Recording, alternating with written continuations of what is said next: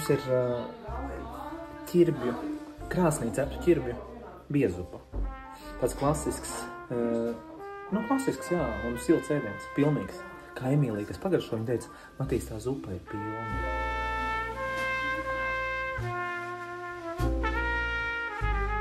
Un tā, ka mēs aizgājām uz Ēģipti, tur rakstīts, ir augšā kalnā rakstīts, radīts mūžībai. Un tas ir tas, tas ir kā es uztveru pasauli, ka kruti ir uzradīt kaut ko, kur es kā veseli atgriežos un pat apsēžos tajā radītajā pazilikā tā. Jā, es pazīmēju. Te ir lēni gatavota lielopu gaļa, bœuf bourguignon, sarkanvīnā ar mērcīti tādu, kas ir sanākus no tā viss. Krāsnī cepti kartuplīši un sēnītes un sparģelīši.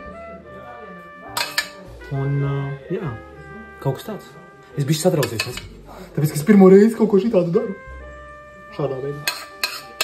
Tā, mērcīt mēs vēl atsevišķi varēsim piedāvāt. Pareizi. Klausies, jūs mums pajautājat, vai mēs neesam veģetārieši? Nē. Es nepajautājām. Jūs zināt, ka redzot mūsu sejas, jā? Jūs mums pēc tādiem neizskatījāt. Bet zinu, kāpēc arī? Tāpēc, ka jūs ceņojat. Tas jūsu viss process, man liekas, nevar. Es pirms man tāds jautājums, kad neredās. Neredās, jā. Viņš neredās. Tāpēc, ka es nezinu, jūsu dzīvesveids neatļauj veģetārismu. Es biju 10 gadus veģetārietis, un tajā laikā es daudz braucu pa pasauli. Es biju vairākos Michelin restorānos, tā skaitā Itālijā, Šanhajā, Michelin restorānos, sēdi un veģetāri. Nu jā, labākā restorāna.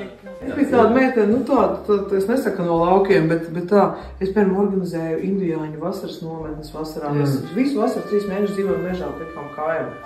Vienkārši, tu bērnu grupas bija un tā, un tu iznāc no tā meža tajā rudenī.